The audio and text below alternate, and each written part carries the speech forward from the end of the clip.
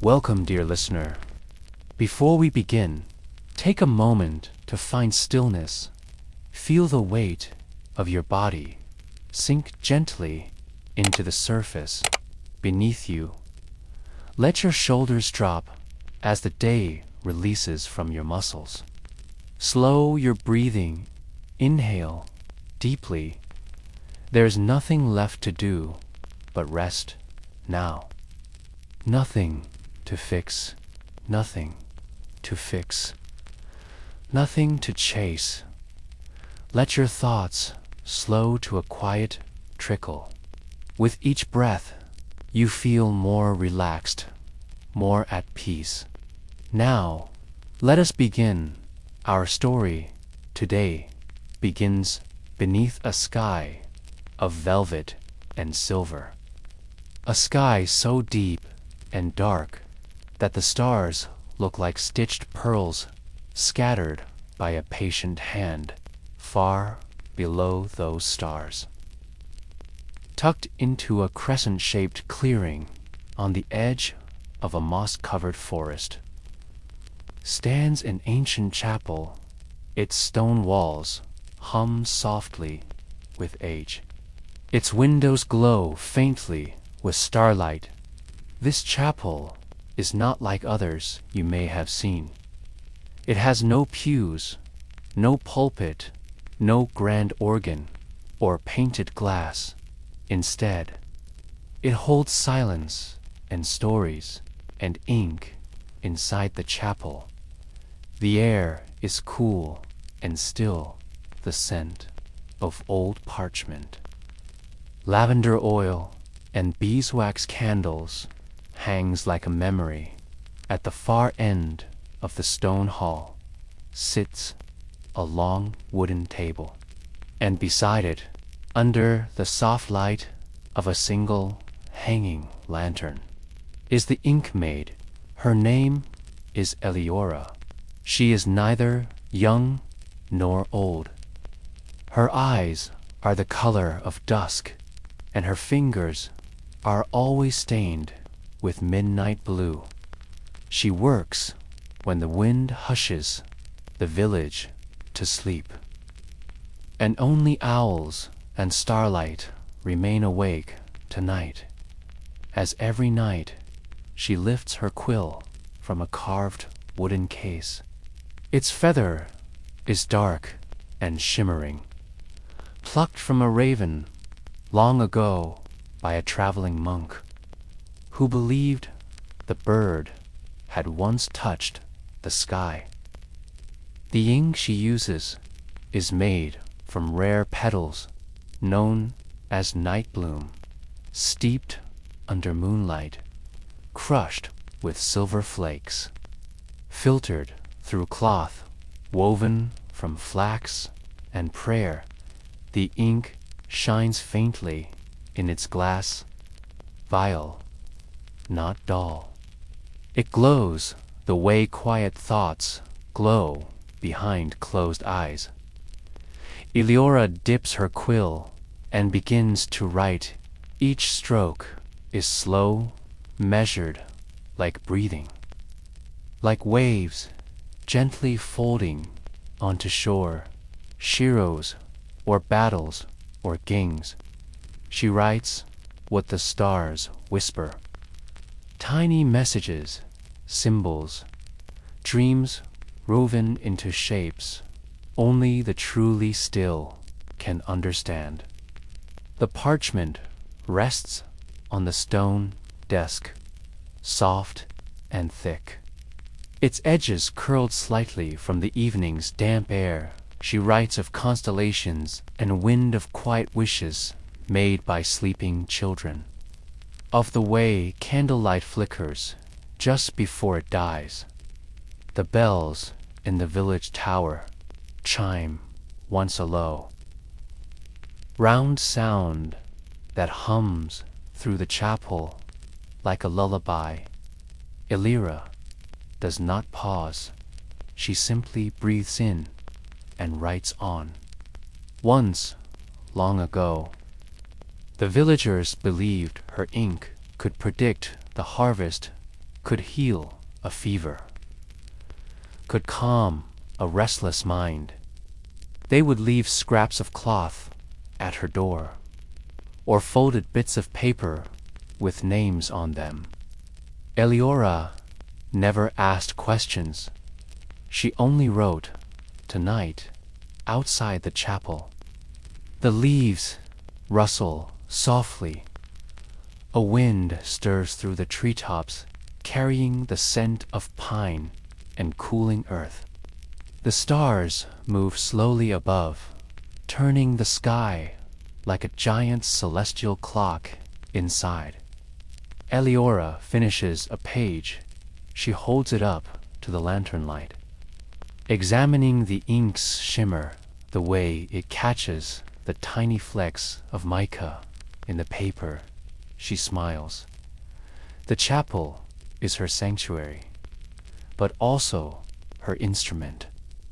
Each stone in its walls was placed in harmony, designed long ago to catch sound and carry it gently.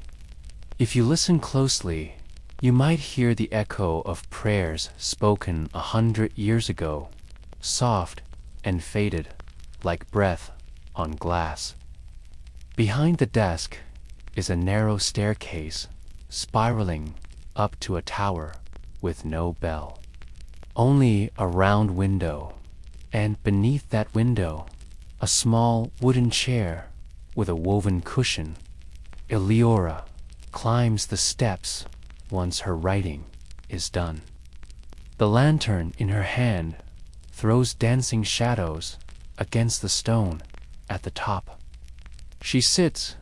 The stars are clearer, here, closer. She watches them without speaking.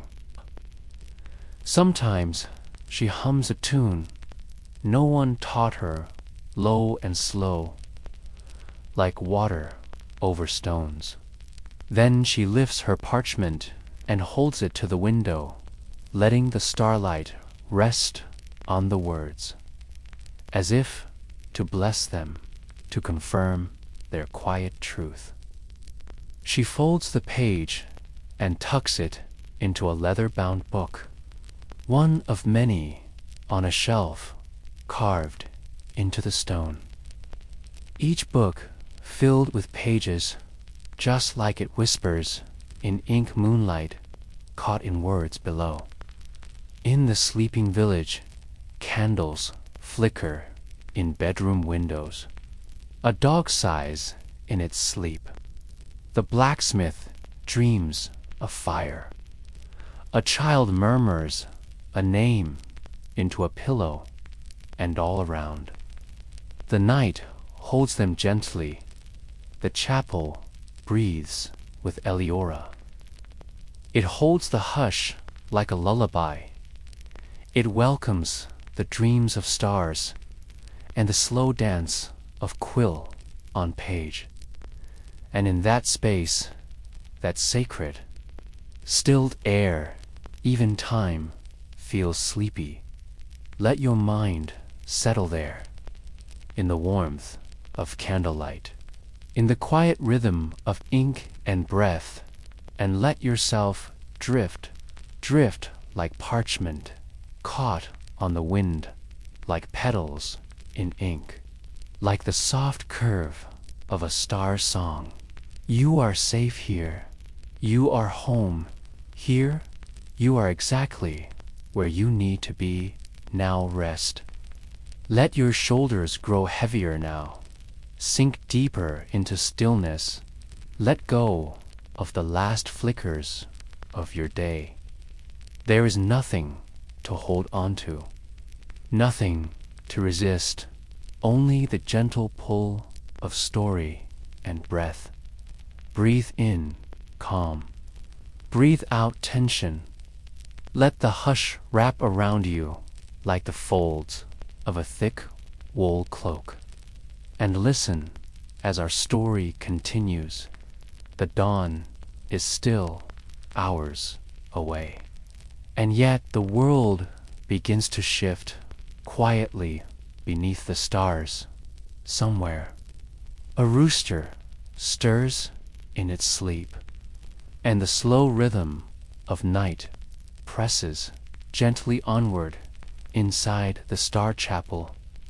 Eliora stirs a new batch of ink. A tiny copper pot rests over a flame no larger than a candle's kiss. Inside it moonflower petals steep in dew, and a sliver of meteorite dust swirls in a circle.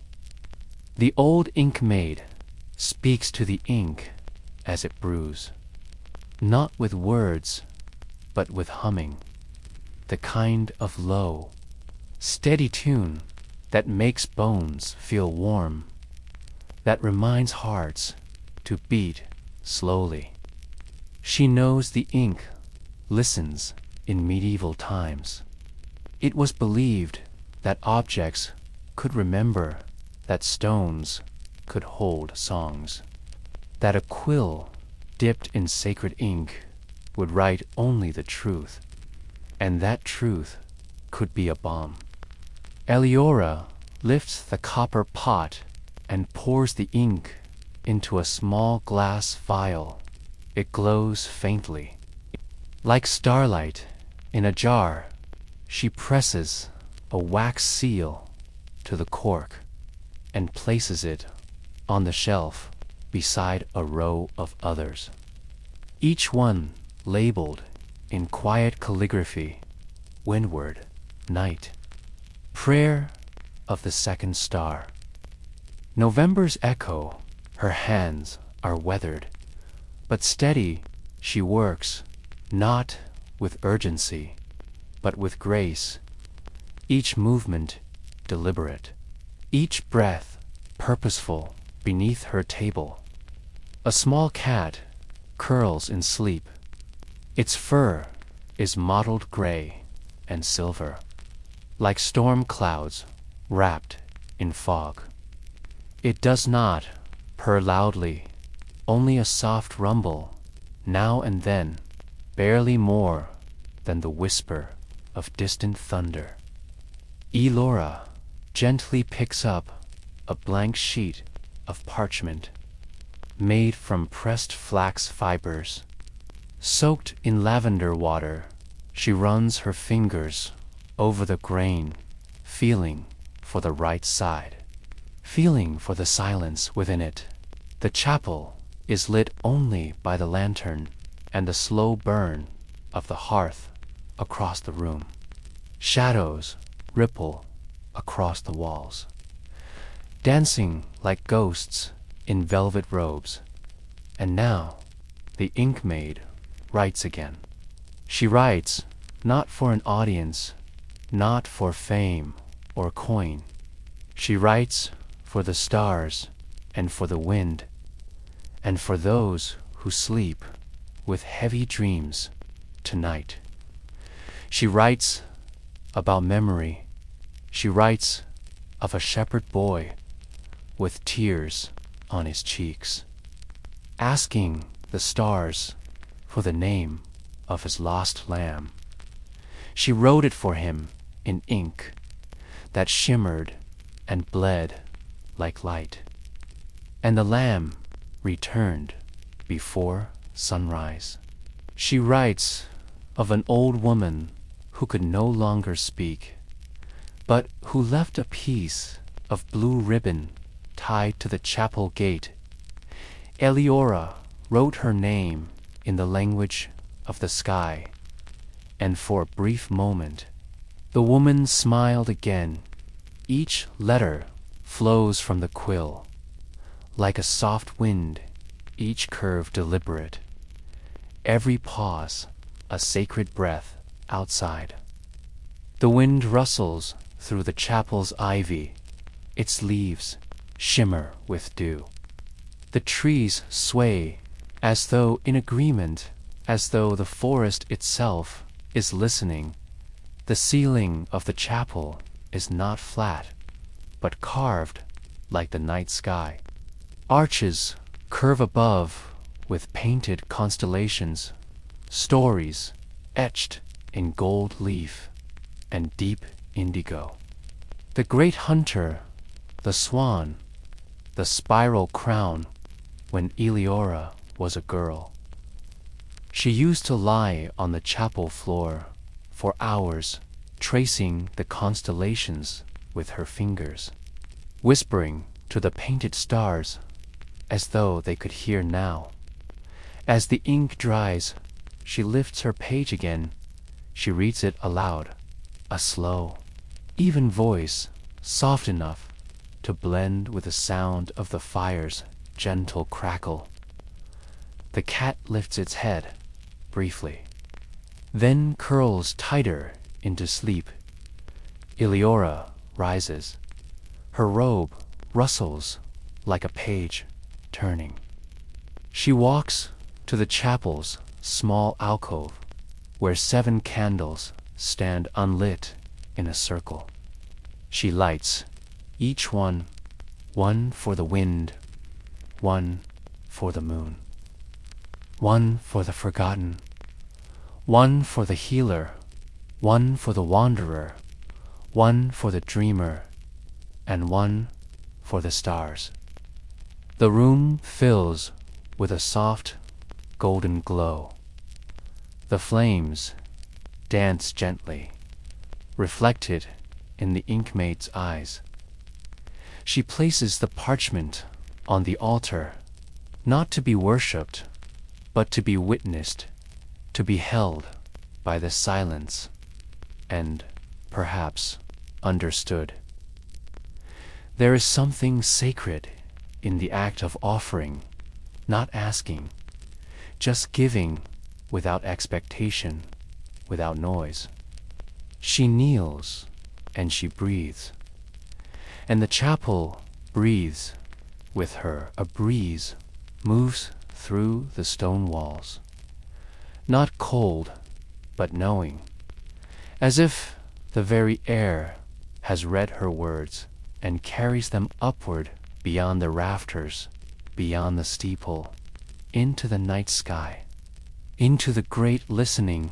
She remains there for a time, still, unmoving.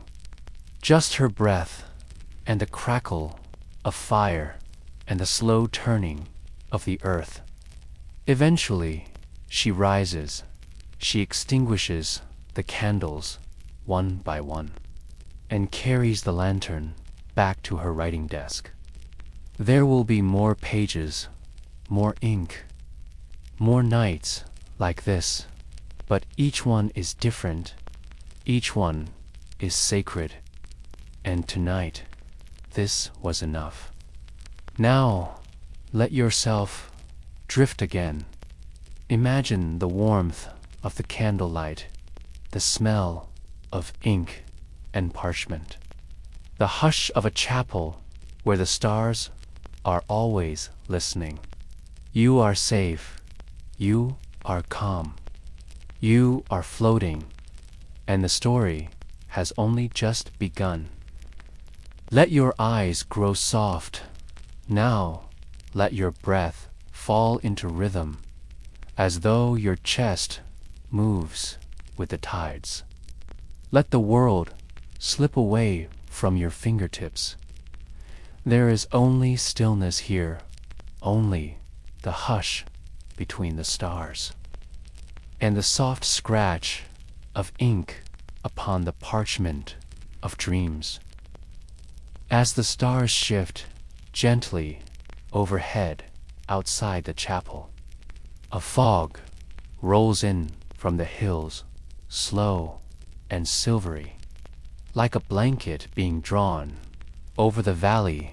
Eleora opens the narrow side door and steps into the night lantern in hand, its glow painting golden halos in the mist.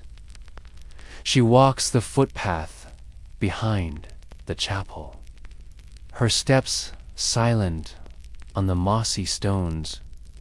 Here is where the herbs grow, planted by Inkmaids long before her.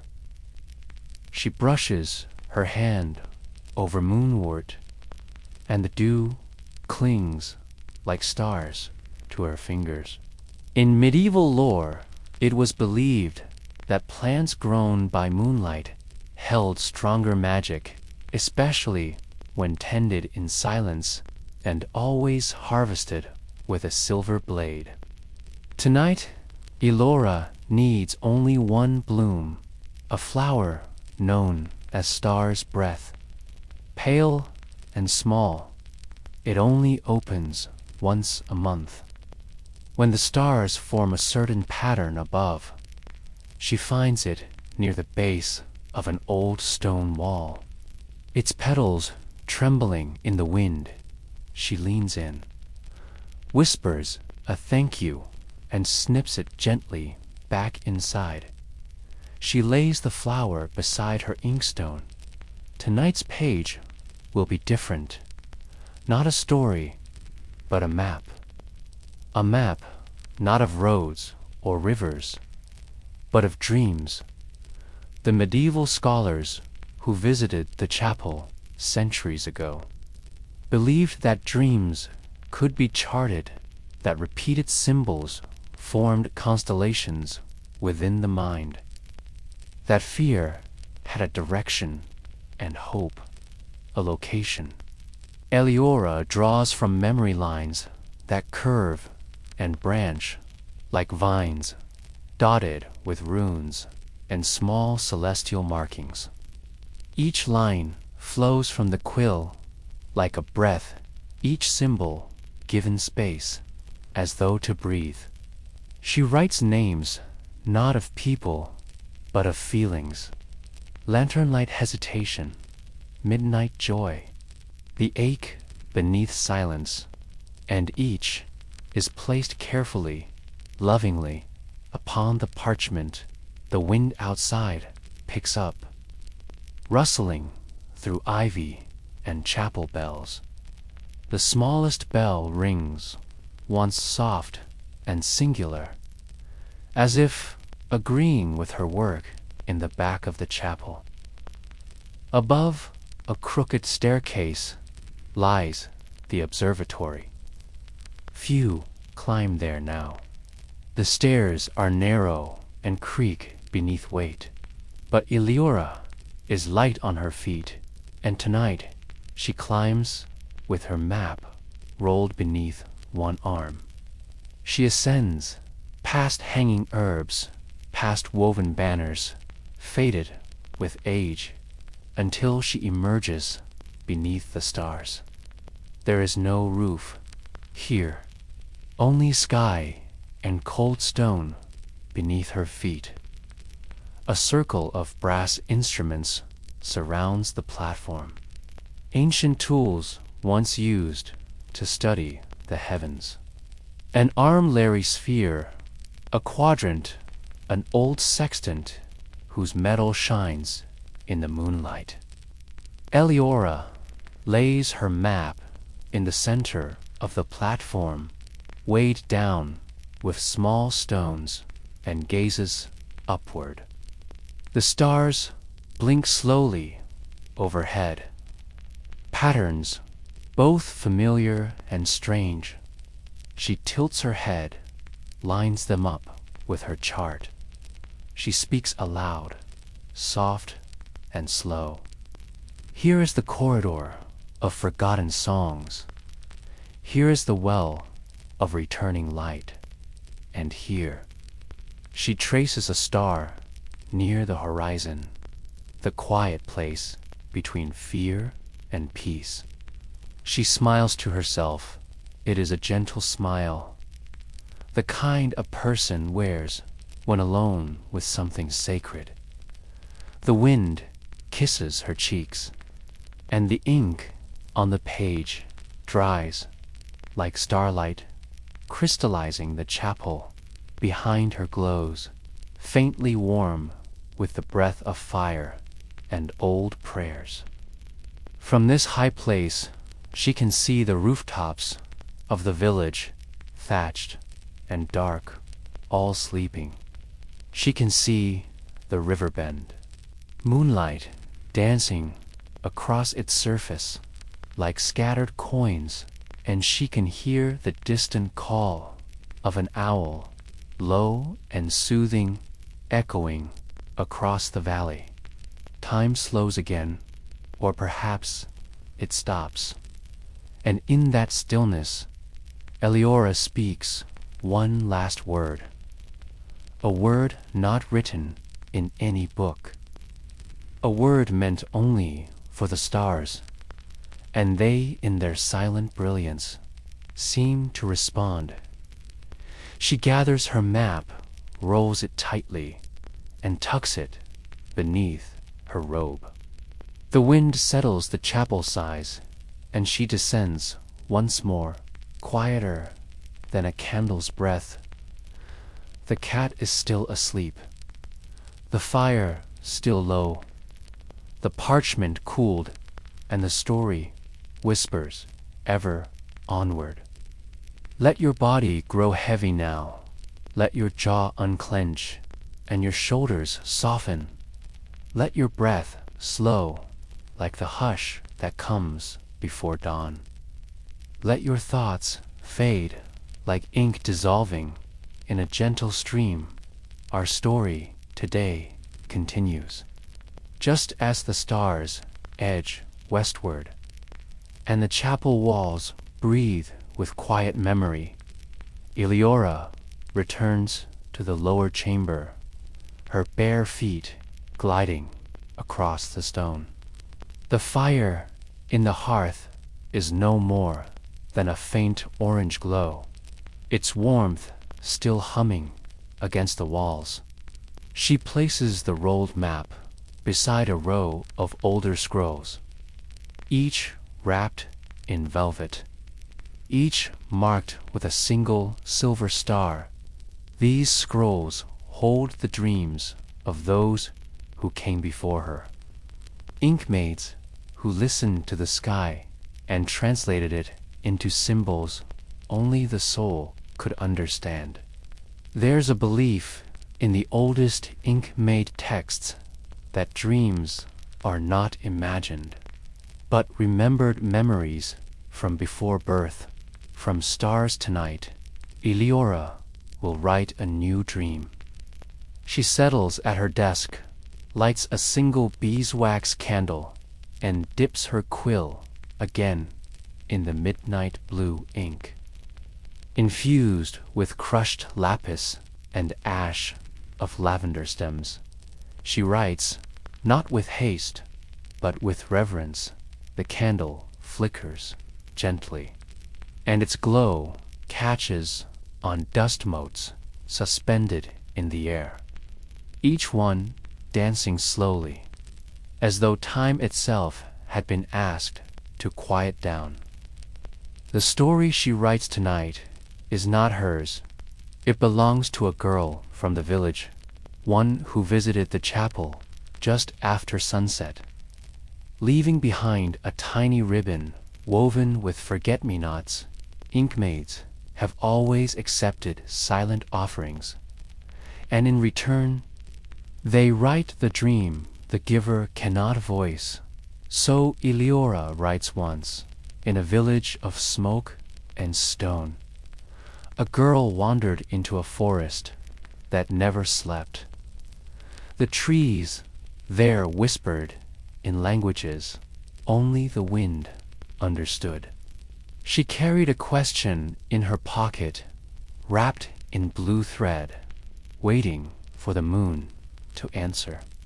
The quill scratches softly, a sound like whispers brushing velvet. The path turned 3 times, once for sorrow, once for remembering, once for breath. And at the end of that path, the girl found not an answer, but a quiet place to rest. Eleora pauses. She lifts her head and listens outside. The wind is slow, measured. The branches tap gently at the glass. The cat stretches in its sleep, and the bells above the arch sway ever so slightly. This is how she knows the story is finished. the chapel breathes with it. She signs the scroll with a mark of the Inkmaid, a crescent quill, and tucks it gently into a sleeve of violet silk. She places it in the alcove beside the hearth, where dreams are warmed before they are placed in the archives, because even parchment dreams deserve a moment of comfort. Now, it is nearly morning. The stars begin to fade from the dome above, and the sky turns the softest gray like a pearl before polished Eliora gathers her tools, rinses her quill, and stirs the coals. The candlelight flickers against the walls, dancing with the painted constellations, the ones no longer visible outside, but preserved here in gold and ash and hope. She walks to the tall arched window and places both hands on the sill. The air is cool and smells of damp moss and distant smoke from village hearths. She closes her eyes and listens again, not for stillness, but for stillness, and it comes, washing over her like the tide, a deep, velvet, quiet, the kind found only in places where magic is stitched into stone. This chapel is not simply a place of worship, it is a vessel, a quiet boat adrift in time, carrying dreams and questions. Hopes too fragile to speak aloud, Eliora whispers a soft blessing in the old tongue, a language only the Inkmaids remember for the dreamers, the listeners, the quiet-hearted for those who wander within. May your stories find you gently and whole. Then she extinguishes the candle and lets the darkness return, not a cold darkness, but one filled with memory. She wraps her shawl around her shoulders, takes one last look at the quiet room, and opens the door to the outer passage. The sun is not yet risen, but the first light of dawn has kissed the hills, turning the edges of clouds to soft gold. The village stirs slowly, a shutter creaks open. A rooster calls distantly. A child coughs once, then sleeps again, and the chapel, as always, stands watchful and calm, a keeper of ink, of dreams, of stars that once wrote across the minds of those who dared to look up. And Eliora, the last Inkmaid, descends the stone steps as morning gently begins. Welcome back. Breathe in slowly through your nose and out through your mouth. Feel your eyelids grow heavier, your breath steadier, your thoughts quieter. Let your body melt into softness as if cradled by the stars themselves. Our story today continues as light breaks gently across the craggy hills, and the last of the night air still lingers, cool and crisp. Eliora's steps are silent as she moves through the outer corridor, stone arches, overhead, damp ivy clinging gently to the walls. A few petals from the moonflowers still glow faintly in the shadows, their light slowly fading as the sky lightens. This corridor was built long ago, when Inkmaids were many, and their work was known by name now. Only Eliora remains, and she walks these halls like one walks in dreams, knowing each stone, each worn groove, each hush between steps. She passes the chapel garden where herbs grow in quiet order, lavender, sage, valerian, each one once believed to help soften the veil between wakefulness and dreams. Eliora kneels there for a moment, gently brushing her fingers through the dewy leaves. She picks a single sprig of lavender, holds it to her nose, and inhales. Its scent is soft, earthy, faintly sweet, and deeply calming. In the oldest Inkmaid texts, lavender was used to anoint the parchment, to bless the quill, to quiet the mind before writing sacred dreams. Rising, she walks again back into the quiet warmth of the main chapel. There she finds a small folded paper resting on the wooden prayer rail. It is bound with a red thread, a symbol of urgency, not fear, but longing. She unties the thread, opens the note. The ink is hurried, but legible. Please, tonight, for my son who no longer speaks, a dream to give him rest. There is no name, there never is Elora, nods to herself, folded paper still in hand, and places it beside the hearth, where the coals are beginning to cool tonight. She will write for the silent boy, but now it is time to rest, because Inkmaids do not write in daylight. They dream she ascends the narrow spiral stairwell to her chamber, its walls painted with night gardens, silvery vines curling around imagined stars, and on the ceiling, above her bed, the ancient constellation of the listener drawn in glowing ink.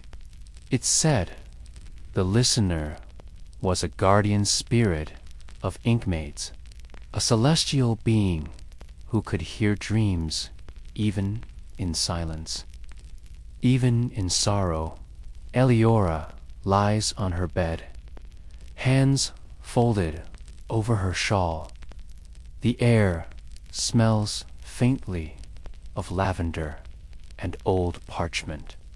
She closes her eyes and drifts, and as she sleeps, she dreams not of herself, but of the chapel in her dream. The chapel breathes. Its walls swell gently like the chest of someone at peace. Its stones warm with memory. Its bells chime softly without wind, and the Inkmaid of her dream is not Eliora, but another, a younger woman. With hair like flax and eyes full of wonder, she hums as she writes, and the words dance across the parchment like tiny stars taking form. This is how it has always been, a line of dreamers passing the quill from hand to hand, from heart to heart, and now that quill rests with a hush of dusk, the sun low against the western hills, casting golden light through stained glass. The windows paint the stone floor in gentle reds and blues, a mosaic of slumbering saints and stars, Eleora rises, bathes her face in cool water, and prepares her ink once more tonight. It will be darker, a mixture of midnight blue with a drop of rose. To soften it, she lays fresh parchment on her desk and begins for the boy whose words have stilled. There lives a forest where silence speaks. Trees there sway without wind, and birds fly with wings made of hush. In this forest, a single sound waits for him, his own voice, curled into a nest of silver feathers. The ink flows smoothly, the candle beside her flickers with approval outside. The stars return, and with them the quiet promise of sleep. Close your eyes gently now. Let the world around you fall quiet. The only sound is your breath, soft and steady, and the quiet hush of the stars waiting above you. Let your limbs sink as if cradled by warm velvet. Let your thoughts float like petals on still water. This is your time to be still, to be soothed, to drift.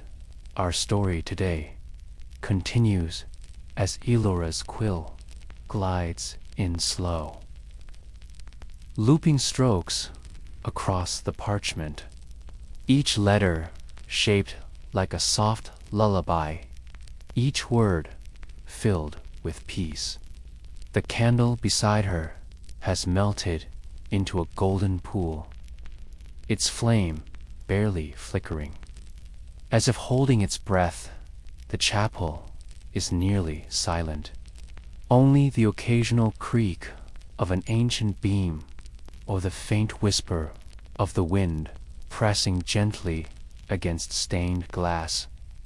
Eleora pauses, lifts her hand from the parchment, and listens. The story she is writing for the voiceless boy is not just for him. It is also for the silence within her, and within all who have longed to speak and could not. She dips her quill again and writes there. In that forest of hush and hidden voices, the boy walks beneath dream trees. Each leaf holds a word he has not yet said, glowing faintly in the starlight.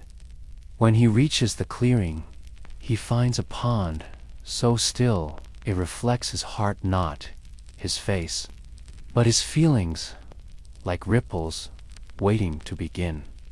Eleora smiles gently, as if remembering something soft from long ago.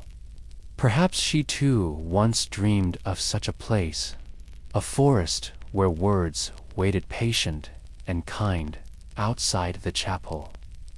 The night deepens, the sky is ink dark, speckled with constellations older than any book above the chapel roof. The constellation of the listener glows faintly. It is said that if an Inkmaid writes with a truly quiet heart, the listener leans closer and listens. Eleora feels the presence, a hush within a hush, a quiet so deep it almost hums. She writes again. The boy kneels at the water's edge, cupping his hands to gather sound. In his palms, he finds the shape of his own voice, silver and fluttering like a moth. He brings it to his chest, and it disappears into him, warm and known. A soft gust rustles the herbs, hanging from the rafters above, lavender, chamomile, blue thistle. Their scent fills the air like a lullaby. Eleora's eyes flutter, briefly closed. She breathes in the memory of fields, of wandering hills, of open skies where shepherds once watched the stars to time the dyeing of cloth and ink. She remembers the stories passed down to her of Inkmaids who traveled with monks of women who recorded not just scripture but dreams, guiding villagers in moments of loss or longing. They believed the sky held knowledge not just of time but of heart. Eleora finishes the final line, and when he awoke, the boy found no words on his tongue, but the silence was full, and it sang. She sets down the quill, blots the ink, folds the parchment with care, and ties it with a thread of deep green for peace. Then she carries the folded page to the tiny alcove at the rear of the chapel, where letters are left and letters are taken. She places it on the cool stone and whispers a prayer. May your silence be soft. May your sleep be deeper than fear. She lights a single star-shaped oil lamp above the alcove. Its light is meant to guide the dream to its seeker, to be found before dawn and placed beneath the boy's pillow. The chapel feels still now, as if it too has exhaled. Eleora returns to her bench, but does not write. Instead, she watches the flame and listens. The bell above the chapel gives a tiny, hollow echo, as if sighing in sleep. The story is written, but the night is long. And so Eleora begins another dream. This time for no one in particular, just for the stars. She pulls a second piece of parchment, lays it flat, and with a clean quill begins anew. Dear dreamer, the night holds you gently once more, like a woolen blanket warmed by memory. Let your breath ease into silence. Let your shoulders drop. Let the hush of the chapel draw you inward, where only peace lives. Our story today sets sail again. In the quiet hours between midnight and dawn, when the stars speak the softest, and the quill moves without effort, Eleora sits with her second parchment, her hand steady, her breath. Even this story has no request, no name attached, no need from the village. It is a gift to the night itself. She writes somewhere beyond the hills and rivers. A bridge of moonlight appears only once each year. It arches over misty fields and vanishes before the cock crows. They say only those with quiet hearts can see it, and only those who listen with their whole soul can cross. The words drift across the parchment like snowflakes falling one after another. Soft, precise, transient, Eleora dips her quill again. The ink catches a shimmer of starlight like the skin of a raven's feather. The silence beneath their feet hums like a lullaby lost long ago. And across the way, in the softest dark, a cottage glows its chimney, rising like a sigh. Touched by dusk, the traveler who crosses the bridge hears not a sound, but feels everything. Eliora pauses, looks up above her. The constellation of the scribe is passing overhead, ancient, patient, ever watching. It is said in old Inkmaid songs that the scribe does not judge, only records all that is whispered, all that is left unsaid. A flicker of emotion crosses Eliora's face. She remembers a time when her own silence had weight, when her voice was hidden behind duty, when she longed for words but feared them. But here, in the chapel, they come without fear. The cottage is made of weathered stone and kindness. Its door opens before the traveler knocks. Inside waits no one, and yet the fire crackles as if welcoming them home. They sit in the chair that was always theirs and feel the quiet curl around their ankles like a cat. The wind sighs softly through the cracks of the chapel's high window. The dried herbs sway gently in response. Sage, rosemary, sweet woodruff, their aroma thickens the air, earthy healing. Ancient Eliora's fingers move slowly. She takes time between each line. Not from tiredness, but from reverence. She is writing for stillness, for breath. For the space between heartbeats, the traveler rests in that chair, not speaking, not thinking, just being. And the fire speaks in small, crackling syllables that only the soul understands.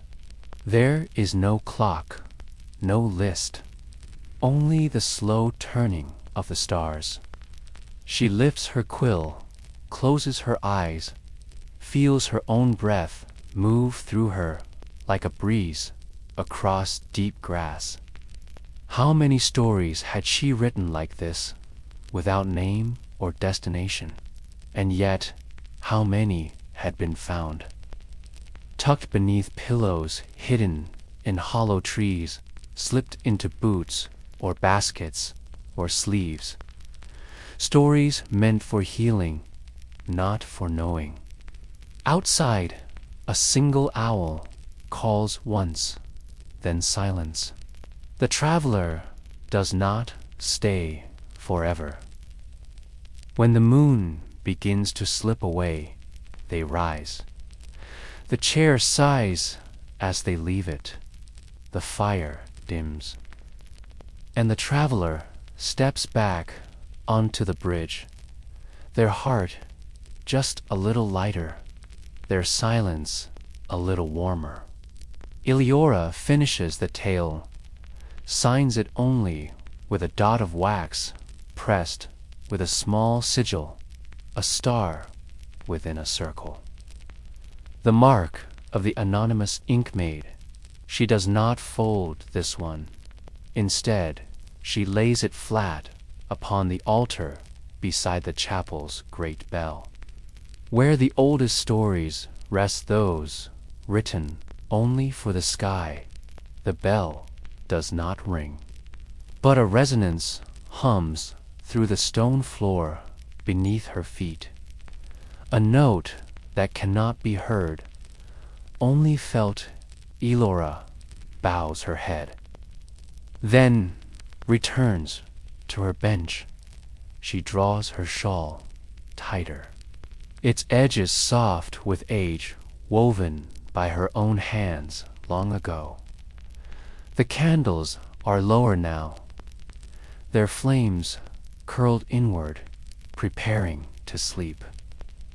But Eleora remains awake. There are still hours of night left to fill, still dreams to cradle. Let your breath drift like leaves in a slow stream.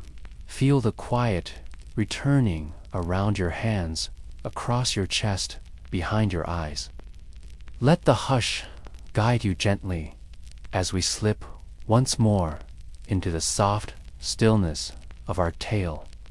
Our story tonight continues where parchment meets starlight, and silence becomes its own sacred song. Eleora sits once more, her fingers wrapped around a fresh page, her quill lightly tapping the edge of her ink bottle like a heartbeat waiting to begin. This story is different. She can feel it. It hums before it is born. It arrives not with a request, but a presence. The ink shimmers before it touches the page. The scent of it is faintly floral tonight, a trace of midnight blossom. And something older, Eleora breathes in, then writes. Long ago, before clocks marked hours and bells marked prayers, there was a boy who counted stars instead of time. He lived near the sea, where the waves whispered secrets to those who dared listen. She pauses, watches a single spider glide down from a beam above its silk thread, catching the light like spun silver. Each night, he would walk to the highest cliff, holding a lantern made of driftwood and glass. He would lie back on the cool grass and whisper a wish to each star he saw. Some were for his mother's health. Others were for windless nights.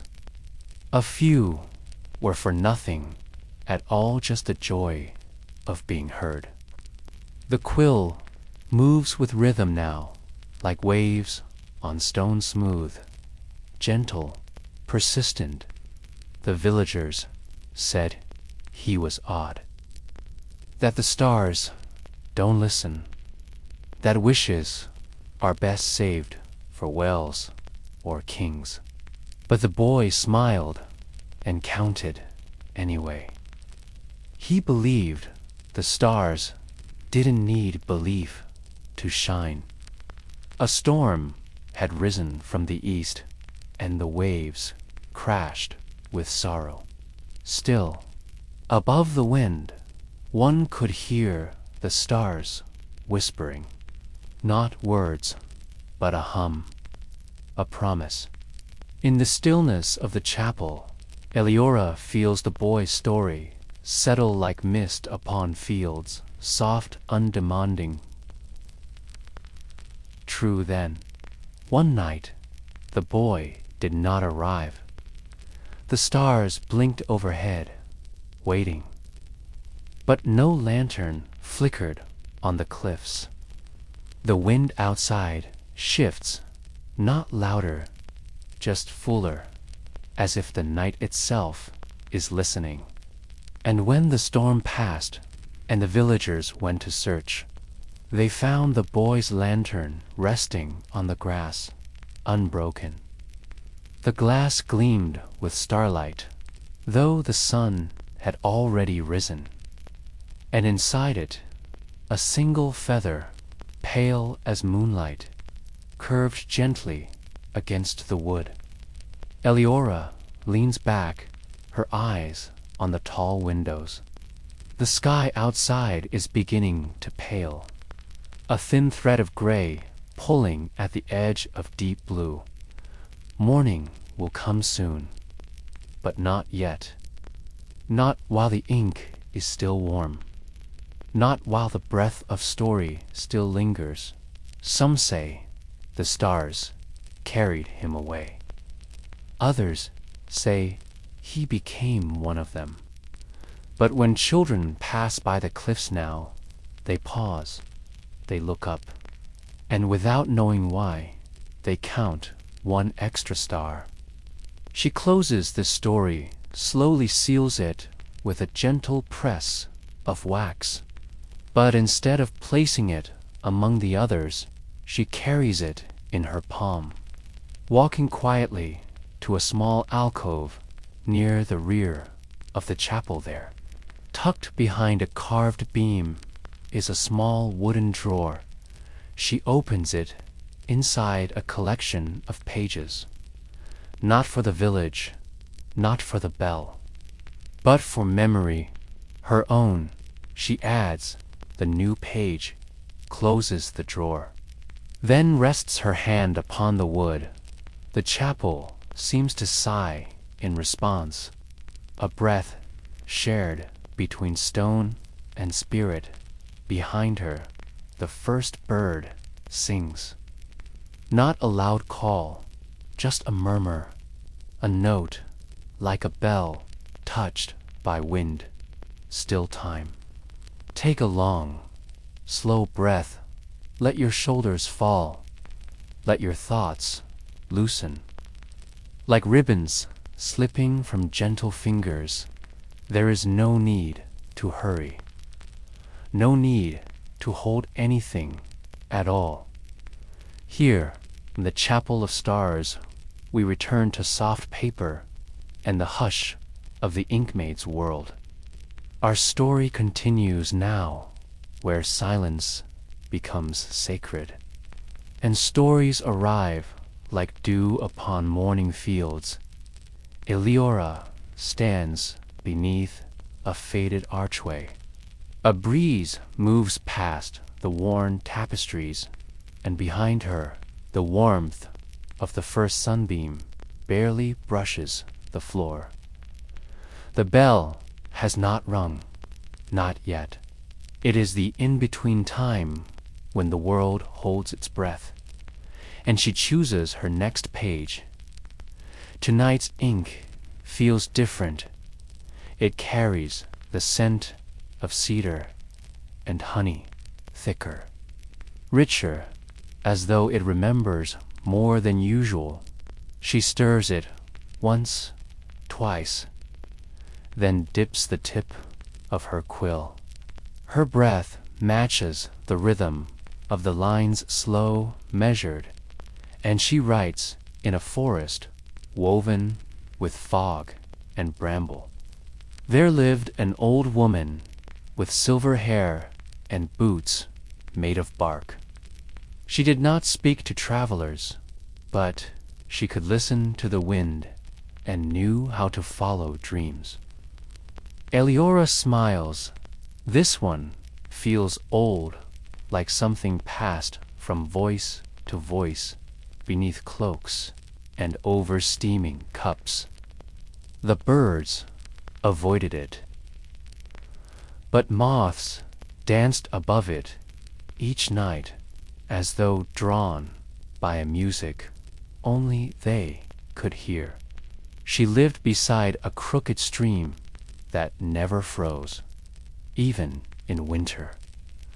The sound of her pen is steady scritch, pause, dip scritch, again outside. A soft rustling, not wind, not footsteps, a boy with threadbare sleeves and dirt on his knees. He was not afraid of branches or whispers. He had been looking for silence, and he found her cabin instead. But the shifting of time, and though the villagers feared the woods, a child once wandered in. The Inkmaid draws a breath. The story thickens like a wool cloak in autumn. The woman gave him tea made from crushed stones and mist. It tasted of nothing and everything, and when he drank it, he dreamed, not of dragons or princes, but of calm, of warmth, of belonging. Another bird calls now higher in pitch, closer morning nudges, gently. But the story pulls stronger. The boy returned each week, never with questions, only with quiet. He buried her beneath a tree that bloomed with moths, and the stream sang all through that night. And she gave him moss to carry, small polished bones, and once a stone that hummed when it rained. The candle beside Eliora flickers the wax pools, soft as butter. And when the old woman died, the boy now grown was the only one who knew the path. The ink slows, she pauses, then writes the final line like a promise still warm. And they sleep deeper that night than ever before. To this day, travelers who seek the stream sometimes find a cup resting on its bank. Elora leans back. She places the quill into its holder, her fingers stained just slightly blue. The chapel glows faintly, dust motes rise and fall like tiny lanterns dancing in slow air. She carries this story not to the altar, but to the window. She holds it up to the light, and the ink shimmers, as though the stars themselves approve below. The village wakes faint movement, a cart rolling slowly, a door creaking open, the clink of morning pots. But in the chapel there is still a little time, still room for quiet. Still one more story waiting. You're safe here. Let your breath soften. Let your mind drift like candle smoke in a cool stone chamber. Let your heartbeat match the hush of the chapel walls. This moment belongs only to you. Our story continues. In the still hour between sunrise and song, Eliora, the Inkmaid, closes the shutters halfway, allowing only slanted golden light to spill across her work table. Okay. It brushes her hands like an old friend, and the pages resting there gleam gently. She gathers the story she just wrote and places it inside a carved wooden box. Each tale has its place, each box a home, its lid engraved with tiny stars in winding vines as she locks it. A sound echoes faintly from the stairwell, not heavy footsteps, but a soft tread, measured and respectful. Brother Aldrich enters tall, wrapped in wool robes, the color of worn parchment. He bows his head and waits without speaking. Eliora nods, then gestures to the altar together. They walk. They're not hurried. Every footfall cushioned by ancient stone and settled dust. The bellmaker's newest work sits upon a velvet cushion, a bell no larger than an apple. Its bronze surface etched with star patterns and script in a forgotten tongue. Aldrich lifts the bell and offers it to her. She receives it carefully, her hands barely trembling. This bell is not meant to ring in the air. Not for ears, but for stories. It's called a memory bell, forged to hold the feeling of a tale. When gently struck, it sings not a tone, but a moment, a hush that carries the flavor of what was once written.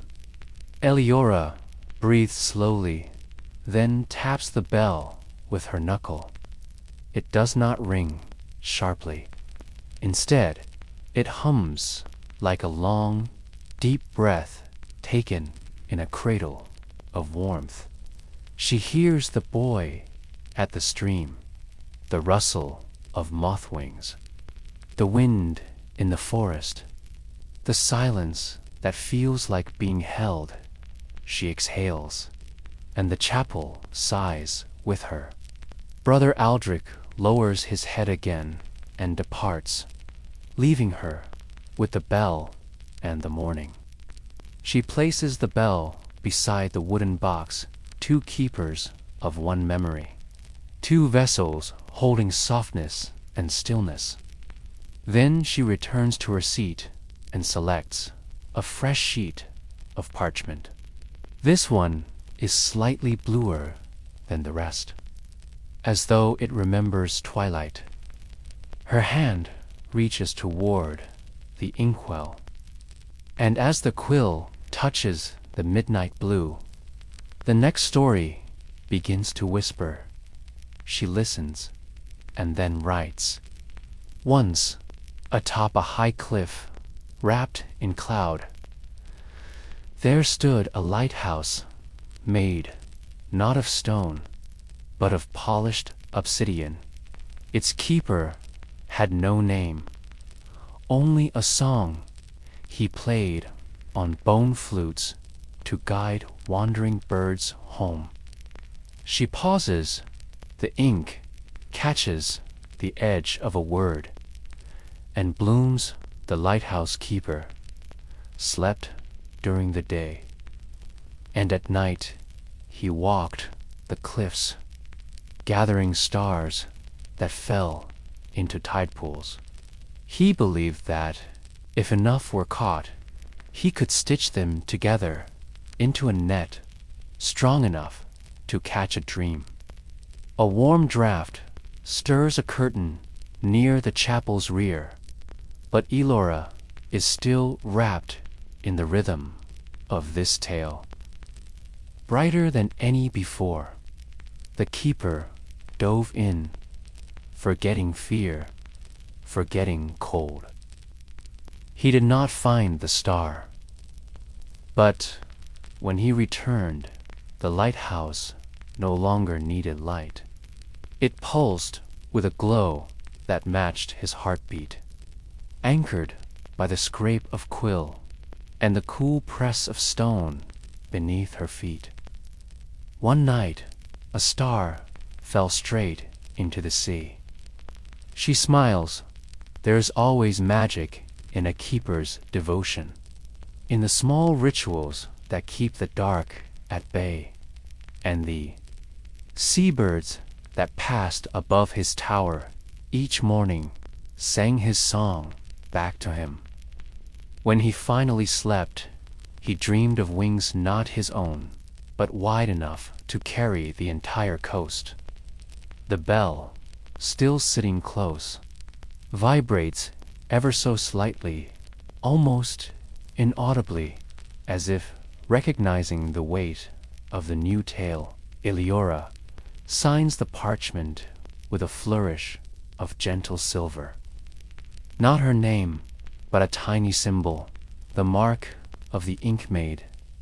Then she folds the paper once, twice, tucks it into a silk wrap, and places it in a different box, a blue one, for stories of the sea outside. The bells of the village tower ring out, but here, within the chapel, time continues to move as though under a softer sky. Take a deep breath. Let the rhythm of your thoughts slow down. Imagine soft candlelight flickering across painted walls, the scent of old parchment and polished wood, the distant echo of bells, and silence deep and velvet welcoming you. Our story today continues beneath a sky, the color of ink just before dawn. Eleora wakes gently, not with an alarm, but by the subtle shift of light through stained glass. Above her, constellations painted long ago catch the rising sun and scatter soft mosaics across her small sleeping alcove. The stars shift quietly on the floor, as if they, too, are waking. She sits up, wraps her shawl around her shoulders, yet no voices. Only the creak of the wood and the faint whisper of wind curling through a narrow stone window. She lights a single candle. Its flame dances calmly golden and steady then. Barefoot, she steps into the main hall of the chapel. There, in the center of the room, is a long table covered in scrolls and inkstones, pressed flowers, and polished pebbles. And in the middle, a single sheet of parchment left by someone else. This is unusual. Eleora rarely receives messages, especially not written ones. She walks to the table and lowers herself slowly into her chair. Her hands hover over the page before touching it. Its edges are rough, the ink faintly smudged. She reads it aloud in a voice soft enough to stay within the walls. To the Inkmaid of the Star Chapel, there is a garden in the northern wood, only visible by moonrise on the night of the silver moths. If you follow the path of the singing stone, you will find a flower that blooms with ink. Its petals never fade. There is no name, only a small sketch in the corner. A quill dipped in moonlight. Eleora tilts her head. This is not a riddle. It is an invitation. She folds the note, gently places it beneath her candle holder, and begins packing a small satchel. She places inside one empty vial, a folded cloth for gathering, her travel quill, a piece of bread, and a fig. Then she pauses and lifts her celestial map from the wall. She unrolls it slowly, running her fingers across its lines, searching for the mark called the singing stone there. Near the edge, near the northern woods, a small symbol shaped like a mouth with sound waves, barely visible unless the light hits just right.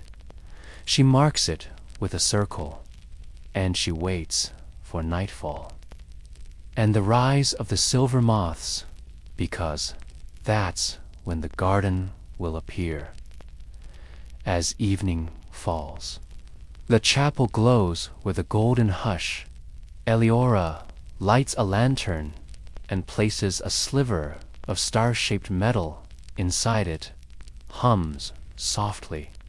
A special gift from a blacksmith who once dreamed of light that sings.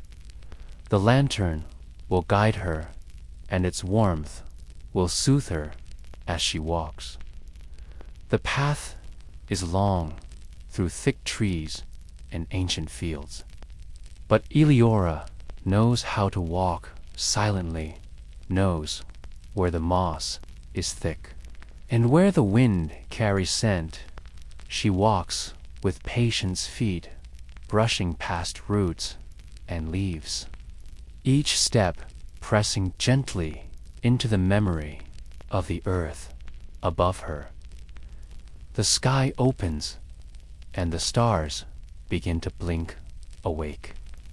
And then, there they are, silver moths, thousands of them drifting like snow. Without cold, they lead her not in a straight line, but in a spiral, always winding inward. She follows, and at the center, where the singing stone hums low and soft, she finds the garden. It is small, no larger than a table, but it glows, not brightly, but with the tender hush of starlight held in dew, and in its center, the ink flower, dark blue, with threads of silver in its veins. Moving slowly, as though breathing, Eliora kneels and watches before she touches. She waits until the flower opens fully, as if knowing she's come not to take but to listen. Then, with care, she dips her vial beneath the petals, and the flower releases a single drop of ink. Thick, cool, and shimmering with stars, she wraps the vial, tucks it close to her heart, and whispers, thanks. The silver moths circle her once, twice, then drift back into the trees. The singing stone fades into silence, and Elora walks back to the chapel. Through a world so quiet, it feels like holding breath back home. She places the ink beside her parchment and lets the lantern dim. She will write tomorrow, but for tonight, she will rest wrapped in the soft comfort of story yet to be told, of petals that breathe, and moths that light the way. Let your breathing slow, inhale deeply, gently feel the weight of your body sink into comfort. Let your thoughts soften, like parchment resting beneath a warm hand outside. The breeze stirs the leaves softly, and inside the chapel sighs in sleep. Our story today continues beneath stars still shimmering from the night before. The morning sun filters gently through stained glass windows, coloring the chapel walls in hues of rose, gold, and lavender. Eliora stands beside her writing desk, the vial of celestial ink placed reverently beside her hand. She hasn't opened it yet. She's waiting for the right moment. The moment when silence and purpose feel as one. She runs her fingers over the parchment, its surface warm from the light. The candle beside her flickers softly, not with fire, but with star oil, a special flame that never burns. Only glows. Today is a sacred day in the chapel's calendar, the day of the sky's first song. A legend told only in whispers that the stars once sang a lullaby, and the world, for one perfect night, fell into a dream so deep that nothing stirred. Eliora decides this story will be the first to receive the ink. She chooses her finest quill, its feather silver, with barbs soft as mist, and dips it ever so gently, and speckled with faint glimmers like stardust suspended in midnight. Her hand hovers over the parchment, then lowers, and the quill begins to dance. Each letter forms with a breath-like flow. The ink absorbs gently into the page, making no sound, yet carrying an unspoken harmony. Eliora writes, not in common script, but in the sacred curl of the Constellaria writing system, created centuries ago for storytelling under the stars. Each symbol resembles a star cluster, each phrase a galaxy, and as she writes, a warmth spreads across the page. A silent shimmer follows her words, as if the ink remembers the sky it once reflected. She writes, on the eve of the sky's first song. The stars gathered near the edge of the heavens, their light woven into one gentle note. A tone that rang, not with sound, but with peace. And as her hand moves, the chapel seems to listen, the air stills, the candlelight leans closer. Even the stone feels warmer. Softer outside, the trees' hushed birds do not chirp, as if nature, too, pauses to hear the story forming in silence. Elora continues. She writes of a time before time, when sky and sea were mirrors and the stars held memories not yet born. She writes of dreamers who looked up not to wish but to listen, and of an Inkmaid from long ago who once captured a starlight melody in a vial no larger than a raindrop. As the story flows, Eliora begins to feel something she hasn't felt in many moons. A deep contentment, not joy exactly, but the soft, grounded warmth of knowing she is exactly where she is meant to be. She finishes the final line.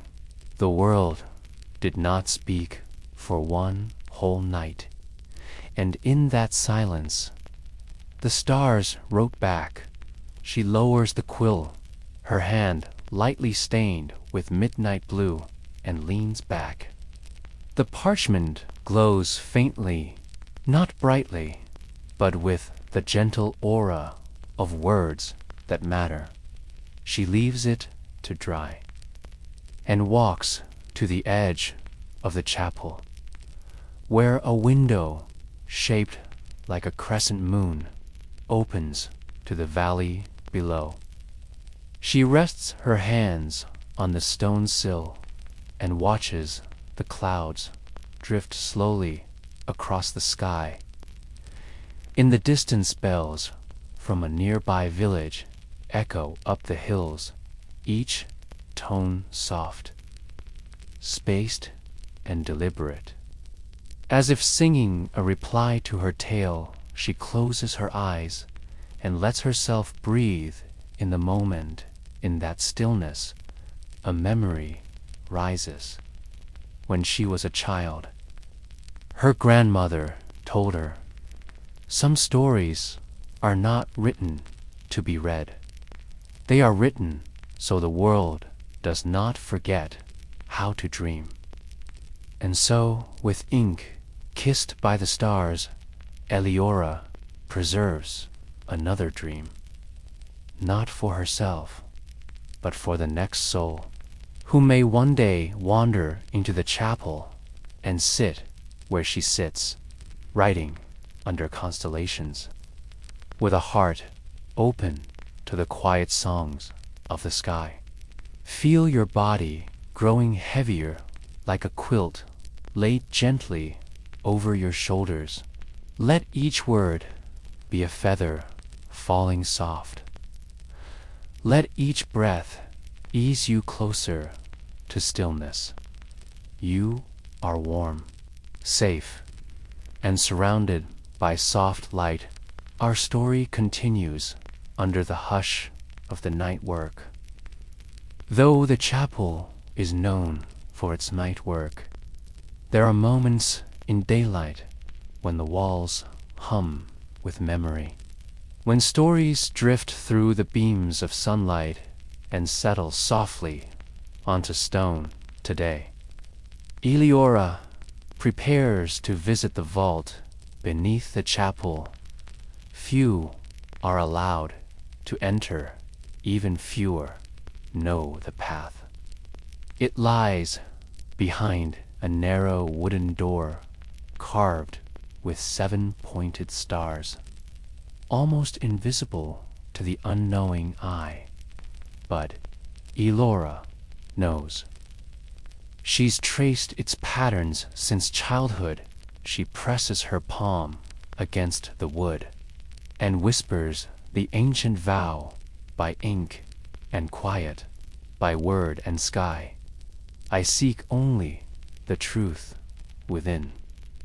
The door gives releasing with a soft breath of air, like a sigh from a long slumbering bookstone. Steps spiral downward, lit by orbs of glory. Suspended in mid-air, they bob gently, following her descent like stars swimming beneath the ground. The air grows cooler, earthier, but never harsh. The silence is not empty. It's full of listening. The vault is small, rounded like a hollow beneath an ancient tree. Its walls are lined with glass jars, scrolls and bundles of old quills tied in silk, a writing table made from moonwood, a pale timber harvested only beneath a full moon. It hums faintly when touched, as if remembering every story ever written upon its surface. Eleora steps forward, carrying a satchel of blank vellum and a vial of celestial ink today. She will begin a new archive, the Archivum Somniorum, the archive of dreams. These are not stories of kings nor laws. These are dreams recorded by Inkmaids across the centuries, collected carefully, one by one, written only during sleepwalks or moments between waking and rest. Some were scribed with closed eyes, others under starlight. Their authors unaware of their hands. Eleora gently unfolds a page from a silk-wrapped bundle. The writing on it curves like clouds, each letter soft tapering at the end like an exhale.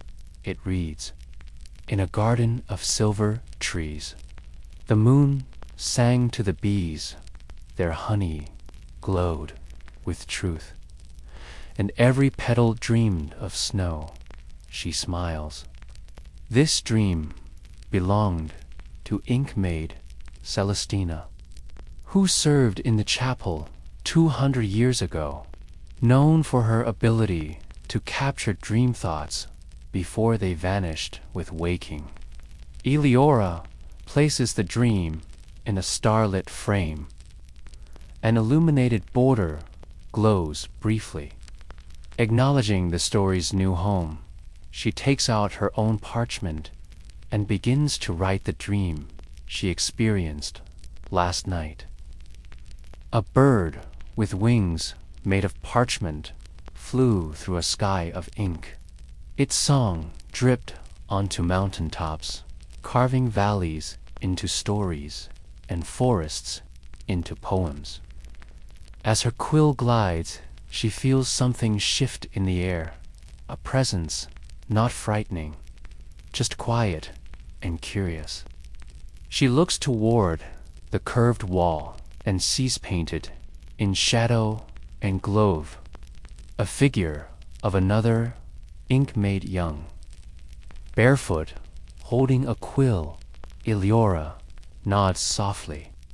The figure does not speak, but smiles before dissolving back into stone and starlight. Perhaps dreams do linger, not just in ink, but in the spaces between silence.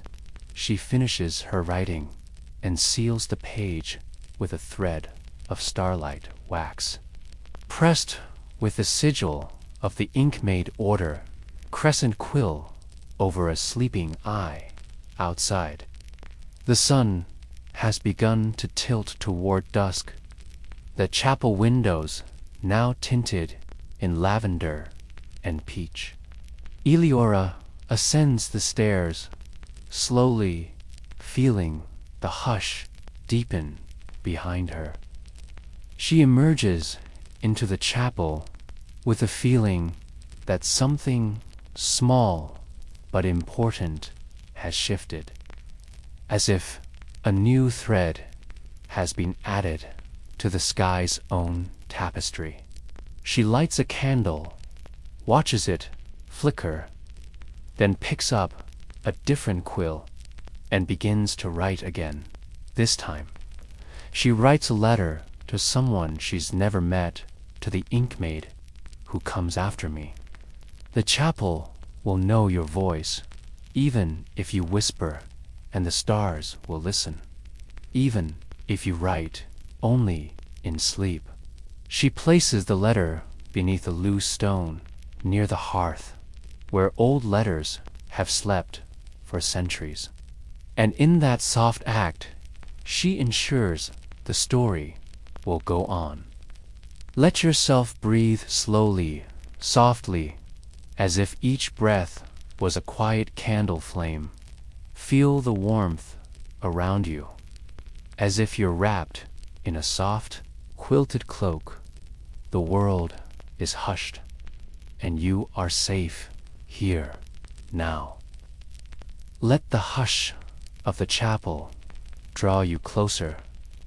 Let your mind walk softly among the constellations as our story gently continues. Our tale drifts forward to the arrival of a traveling scholar named Bastion. He came from the southern provinces, a place of golden domes and sun-stained parchment. His boots were dusty from roads older than maps, and his bag carried scrolls so worn they nearly whispered on their own. The villagers saw him only briefly. A tall man, wrapped a long gray coat, a wide-brimmed hat set up by name, though none had told him of it. When he arrived, the chapel door opened at once, as if it had been expecting him. Eleora was kneeling by the garden wall, pressing petals of moonflowers between pages. She looked up as the soft creak of the door echoed across the stone's bastion, paused in the doorway, then removed his hat with a quiet bow. "I've come," he said, "to find a truth written only in sleep." The words were part of the Order's old code, spoken only by those with knowledge of the Inkmaids. Eleora stood, her expression unreadable, but her voice was gentle. "Then follow the silence. It will guide you." That night, under the first crescent of the waxing moon, Bastion was granted entry to the scriptorium. He watched as Eleora prepared the ink crushed from dried celestial leaves and dissolved in silver dew. She showed him the vault, the dream archive. The chamber lit by floating stars and sleeping stories. Bastian listened with the reverence of one hearing sacred music. He asked no questions, only observed, taking notes on soft vellum with a quill of his own after 3 days. Eleora brought him to the chapel's western wall, where an unfinished mural stretched across the stone. It depicted the history of the Inkmaids, 1,000 tiny figures painted in blue and silver, some with wings made of parchment, others with glowing scrolls held in their hands. But the last section remained blank, as if the future of their order waited to be painted. Still, Eleora placed a brush in his hand. It is said, she whispered, that each who truly understands the dream language may leave their mark. Bastian hesitated only a moment, then dipped the brush into the midnight blue ink and began to paint. What emerged was not planned, not even fully understood, but it flowed from his hand as if guided by sleep itself, a cloaked figure standing beneath a constellation shaped like a quill, holding an open book toward the sky. The book glowed faintly, its pages blank, as if waiting to receive the sky's next thought. Eleora placed a hand to her heart. "You've seen it too," she said quietly. Bastian nodded. "As a child. I never knew what it meant." They stood together in silence, the mural complete, the moment hanging like a still bell in the air. Later that night, the bells of the chapel rang of their own accord, a soft, harmonious tone, long and warm, as if the very stones were exhaling a breath they'd held for centuries. Villagers said they dreamed gently that night, some of floating books, others of ink flowing across rivers. One child woke saying, "The stars whispered a story into my ear." Bastian remained for 7 more days, writing, reading, listening. Then one morning, just before dawn, he packed his scroll's bow to Eleora and left. But before he did, he pressed a note into her hand. It read, "Wherever I go, I will listen for the quill in the dark, and if ever the stars grow silent, I will return." Eleora watched him walk the misted road until he vanished behind the curve of the hill. Then she turned back to the chapel, lit the hearth, and let her quill dip into the ink once more. For there were still dreams to write, and the stars were never truly silent.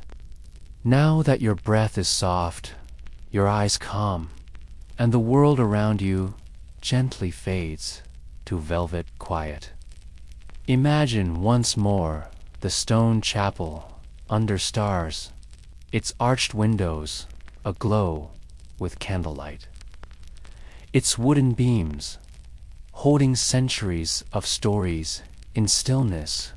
Let yourself drift back to the Inkmaid's world, where silence carries meaning, and dreams take shape in deep indigo. Our story now returns to Eleora.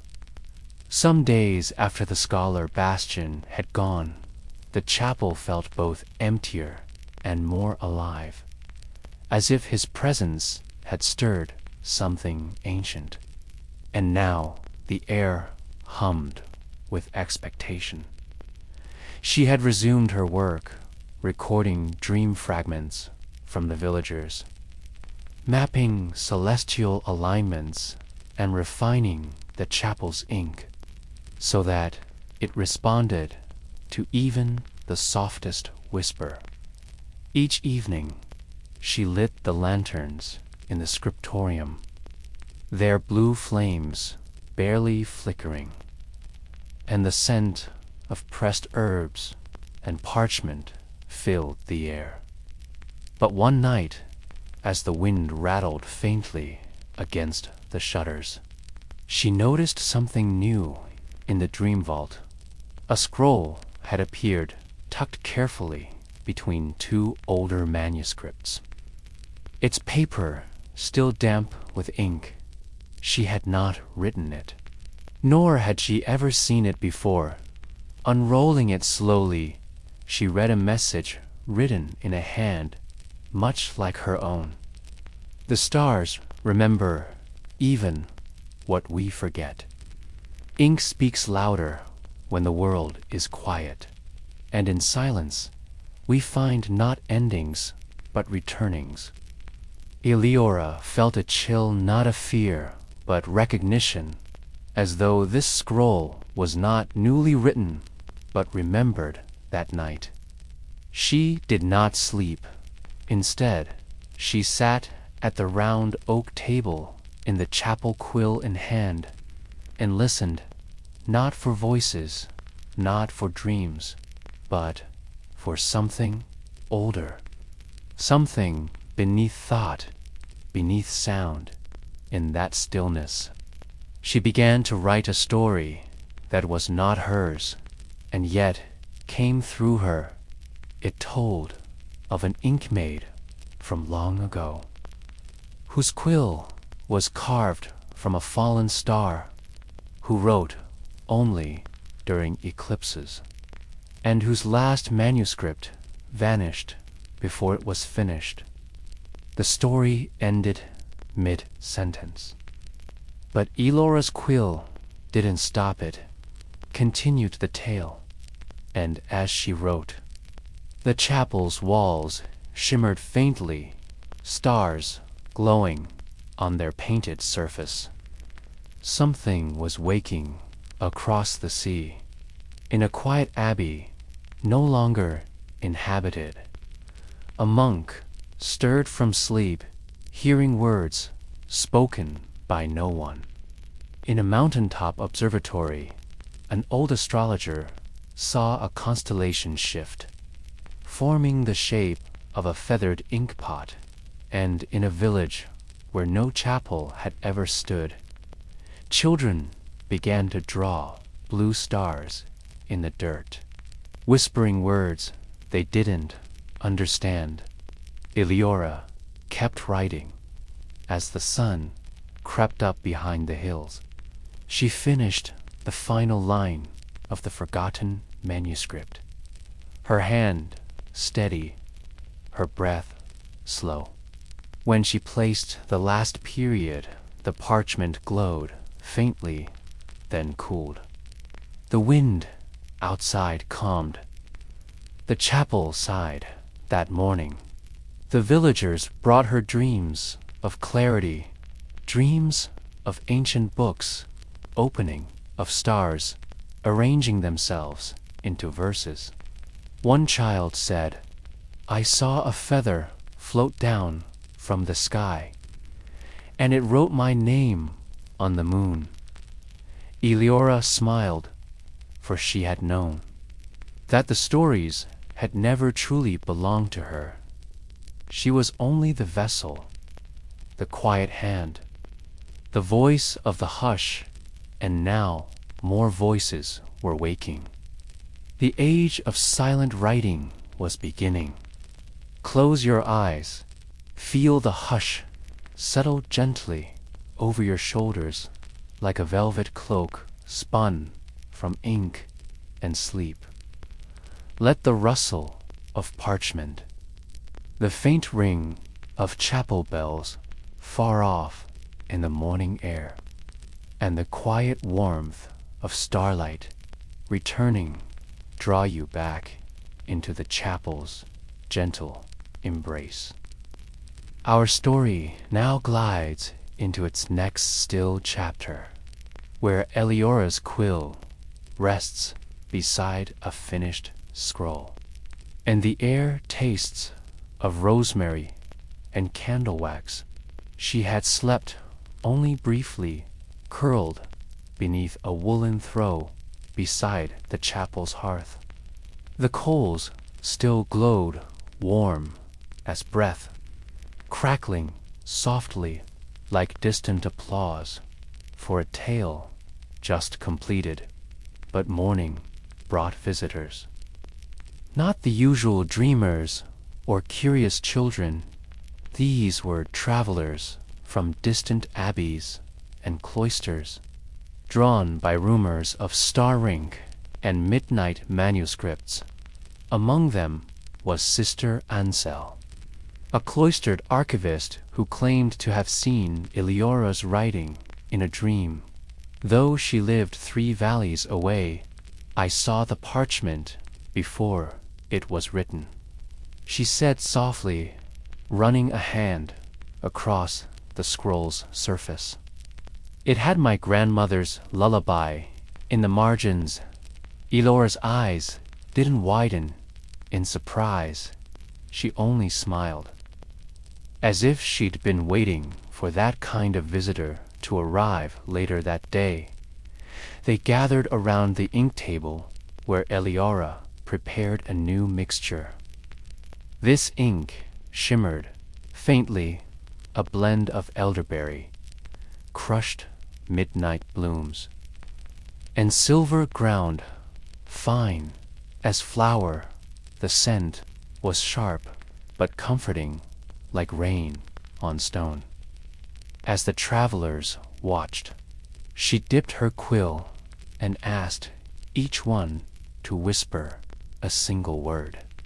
Only one, only once, each voice soft, trembling, almost reverent, and with every word spoken. A star lit up on the chapel ceiling until the entire arch above was twinkling with unfamiliar constellations. These were not the stars of any known chart, not Orion or Cassiopeia, but shapes that felt like stories: a sleeping fox, a closed book, a falling feather. They had come from the hearts of those gathered, their hidden longings and lost names now quietly mapped above their heads. That night, the visitors slept on chapel mats. The air warmed by the glow of dreams. Eliora moved among them, recording the murmured words they whispered in sleep, not taking the dreams, just listening. Like the wind between trees, and by morning each one had a small parchment placed beside their pillow, with a single line written in ink they could read but not recall. Learning one read, your voice was made for echo. Another, the stars remember your footsteps. Another, still, you have dreamed this chapel before. None of them spoke these phrases aloud. They simply folded the parchment, pressed it to their chest, and silently began their walk home. The chapel was quiet again, but it no longer felt empty. It felt patient. Later that week, a young man named Theron arrived, his boots covered in coastal sand, his eyes shadowed from sleepless nights. he carried no pack. Only a rolled piece of seaweed paper, tied with driftwood twine. When Eleora unrolled it, the ink had already disappeared. I dreamed a letter I couldn't read. He whispered. I woke, holding this. Eleora didn't question it.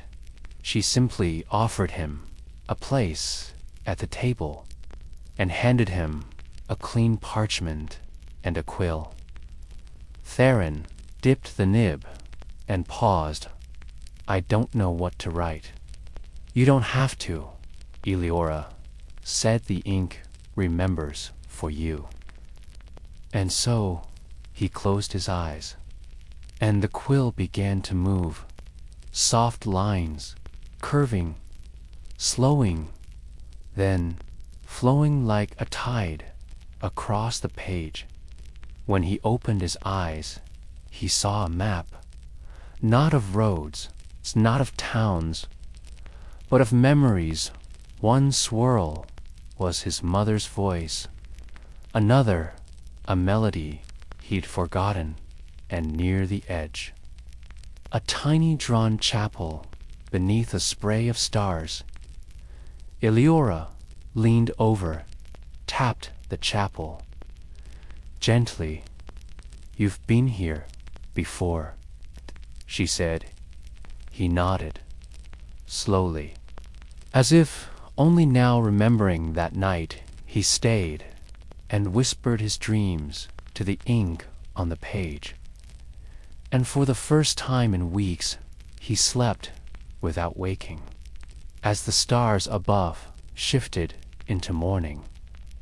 Let your breath slow down, as if you're watching candlelight flicker on polished stone, as if the chapel itself were breathing with you.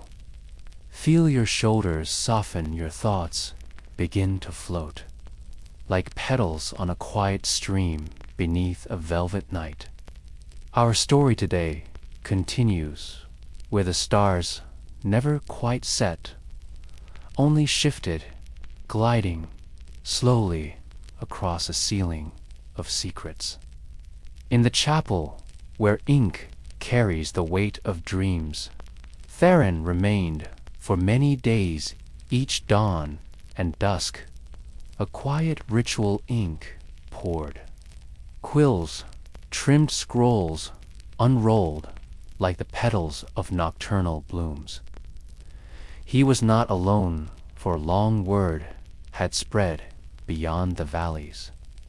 Along trade routes and monastery paths, whispers told of a chapel where parchment echoed memory, where writing spoke in colors unseen in daylight. Soon, an old bard arrived. His name was Callum, his voice raspy from wind and time. He brought with him a broken lute strung with wire-thin strands of silver and silence. I can no longer sing, he told Eleora, but I remember every song I've ever sung. She guided him to the writing table, dipped a fresh quill in ink, the color of dusk, and set it in his hand. What should I write? He asked. You don't need to write, she said softly. Just remember. So he closed his eyes and let the quill move across the page. It danced soft and slow, leaving behind gentle ripples of melody, written in a script that shimmered only when read aloud. Each line hummed faintly. That night, Eleora hung his scroll at the chapel's entrance, and when the breeze moved through, the words sang themselves in wind's own tongue. Theron listened and wept, not from sorrow, but from the healing of something he hadn't known was broken. Callum slept beneath the chapel stars, one hand on his quiet lute, his breathing in time with the chapel's heartbeat. By the next morning, he was gone.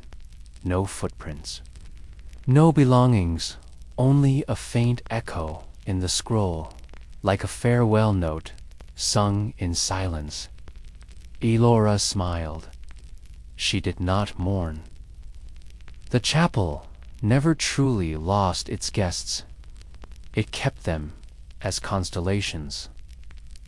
Weeks passed, and others came. A candle maker whose wax had ceased to hold, sent a widow whose dreams had faded into ash, a young monk who could no longer remember his own prayers. Each one entered quietly. Each one wrote without knowing what they meant to say. Each one left lighter, like breath. After a long-held silence, the chapel grew more luminous with every story. Its walls lined with scrolls that hummed and rustled. When the moon was high and the wind just right, they sounded like waves brushing starlight. Theron stayed longer than most. He learned to blend inks, to temper feather quills over flame, to listen, not with ears, but with stillness. Elora began to call him her apprentice, though she never said it aloud.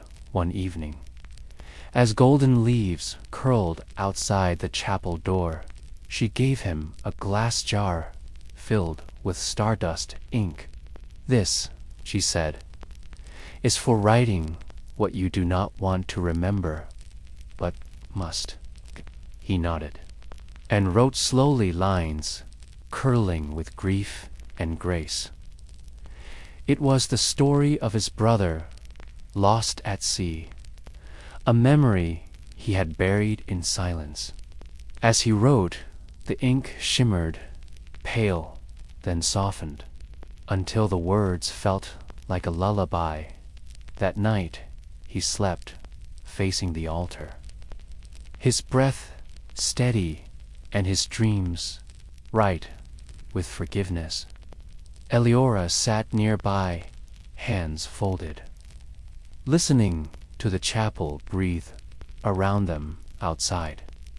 The wind carried a single autumn leaf across the sky, and somewhere far above, a new constellation flickered into place, the shape of a quill, a bell, and a small, open scroll. Close your eyes now. Let the stillness wrap around you like a woven blanket, cool air gently brushing your cheeks, a faint aroma of aged parchment and beeswax lingering on the edge of breath. You are safe here. Just listen and let your heartbeat slow to the rhythm of turning pages. Our story today continues beneath the quiet hush of lanterns swaying from iron hooks. In a chapel that gathers not only prayers but memories woven in ink and silence, Eleora watched as the ink dried across Theron's final scroll. A soft curl formed at the edge of the parchment, as if it had exhaled. At last, Theron leaned back, his fingers stained with blue, his eyes no longer shadowed. "I think," he whispered, "I'm ready to return." Eleora didn't answer right away. Instead, she dipped a cloth into a shallow bowl of lavender water and gently wiped the ink from his hands. "You'll carry the chapel with you," she said, "not in your satchel, but in your silence." He nodded. The next morning, he wrapped his scrolls in linen, tied them with twine made from chapel thread, and bowed low before the altar. As he stepped through the chapel doors, he didn't look back. The stars above would guide him, and the ink within would remember the way days passed softly, then weeks. The chapel breathed in the hush, and for the first time in many seasons, Eliora found herself alone. The chapel was never truly still. It creaked as it settled, rustled when no wind blew, hummed beneath the floorboards like a lullaby sung from beneath the earth. And one evening, as rain gently tapped the windows, Elora walked the length of the stone nave and stopped before a blank wall. There had once been a fresco here, long faded, barely visible. She lifted a pot of starlight ink and pressed her palm against the cold stone. It was time to write her own story. Each stroke of the quill moved like breath made visible, not rushed, not even planned. She let the ink speak first, then let her memories follow. It told of a girl raised among scrolls, a voice lost to silence after fire swept through her home, a journey by moonlight following nothing but instinct and the glint of something sacred in the dark. She wrote of nights spent listening to wind echo in towers, and mornings when birdsong mimicked forgotten prayers as she wrote. The stars outside began to flicker one by one, not extinguished, but shifting, rearranging themselves into a new pattern, not a constellation she knew, but one that seemed to mirror the shape of her own name. Eliora, when the last word settled on the stone, she leaned back against the wall and let the hush carry her. The chapel responded, not with sound, but with presence. The candles flared, then softened, and the scrolls above rustled like tree branches in a gentle breeze. Outside, let your shoulders relax, sink a little deeper into stillness. Feel the air around you grow softer. The hush of a sacred place where time drips gently, like melted wax from a candle. Inhale slowly, exhale even slower, and return with me to where the chapel breathes in ink and silence.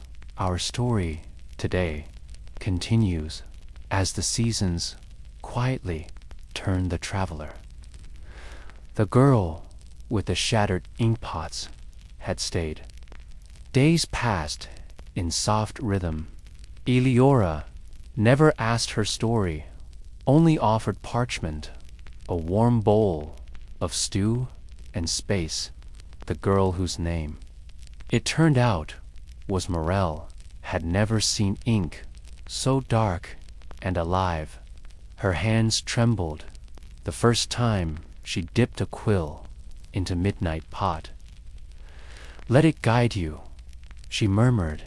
The ink remembers what you've forgotten. And so Morel wrote. She didn't write in sentences or even in lines. She let her sorrow drip onto the page as shapes, arcs, symbols she couldn't name, but felt the chapel welcomed it all. It never judged, never asked for polish, only truth at night. The two women sat by the hearth, the fire crackling softly, wool blankets wrapped around their shoulders. No need for stories, only the sound of pages being turned and tea being sipped. Eliora watched as Morel grew stronger. She smiled more now, laughed sometimes when ink splattered in funny patterns she had once carried weight behind her eyes. But now they shimmered with something new, hope, or maybe just rest one morning. Then she took the last scroll from the highest shelf, one no hand had touched in years. The parchment crackled gently as she unrolled it. It wasn't words inside, but stars, constellations, drawn in starlight ink. And at the bottom, a name she hadn't seen since her youth. Therein her breath caught, she remembered the moment. Years ago now, when he had placed it there, quietly, unannounced. As if the scroll itself had wandered to the chapel and climbed the shelf alone. The constellations on the page began to glow faintly, not bright, just enough to guide, and in that glow she saw a path, not a road, not a trail, but a promise. Elora rolled the scroll and tied it with silver thread. She placed it beside the hearth, where Morel would find it when the time was right that evening. As moonlight spilled through the chapel's rose-glass windows, Eleora sat at her writing desk for the last time.